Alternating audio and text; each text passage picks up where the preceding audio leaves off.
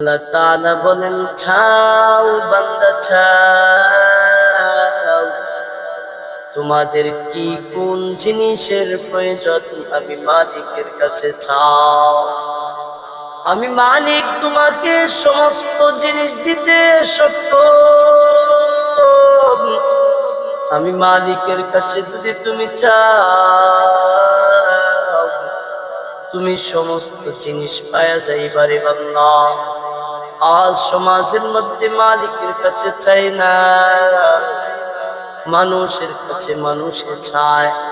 আল্লাহ তাআলা রাগান্বিত হয়ে বলে, ও গোলাম, আমি আল্লাহ তাআলা তোমাকে সব কিছু দিতে সক্ষম। আমি মালিকের কাছে তুমি চাও না, আমি মালিকের কাছে না চেয়ে তুমি অন্য মানুষের কাছে চাও। আমি মোটেও এইটা তোমার পছন্দ করি নাই। ও বান্দা আমার, ও গোলাম আমার, আমি তো তোমাকে সৃষ্টি করলাম, বানাইলাম। তোমার যা প্রয়োজন সমস্ত কিছু আমি তোমার প্রয়োজন মেটানোর জন্য তো বানাইলাম। আমি আল্লাহ তাআলা তোমার সব কিছু মিটাইতে সক্ষম। ও বান্দা আমার, মানুষের কাছে তুমি চাও, মানুষ কোনো কিছু দিতে পারবে না।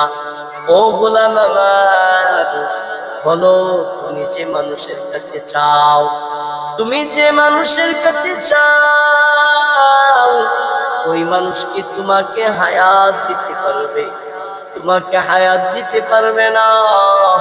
তোমার রিজিক দিতে পারবে না, মৃত্যুকে দূরে সরাইতে পারবে না। সব কিছুই তো আমি আল্লাহ তাআলা করি। ও বান্দা আমার, তাহলে কেন তুমি মানুষের কাছে চাইবা? আমি আল্লাহ তাআলা তোমার জন্য যথেষ্ট। আমি আল্লাহ তাআলা সব কিছু দিতেও সক্ষম। আজ দুনিয়ার মধ্যে দেখা যায়, ও গোলাম আমার, আজ দুনিয়াতে দেখো তুমি এদিক সেদিক মানুষ ছুটাছুটি করতেছে রিজিকের তাড়নায়।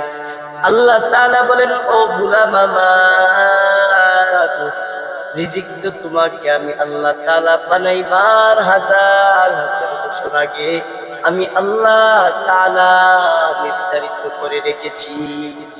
ও বান্দা আমার, তোমাকে যখন আমি দুনিয়াতে প্রেরণ করি নাই, মার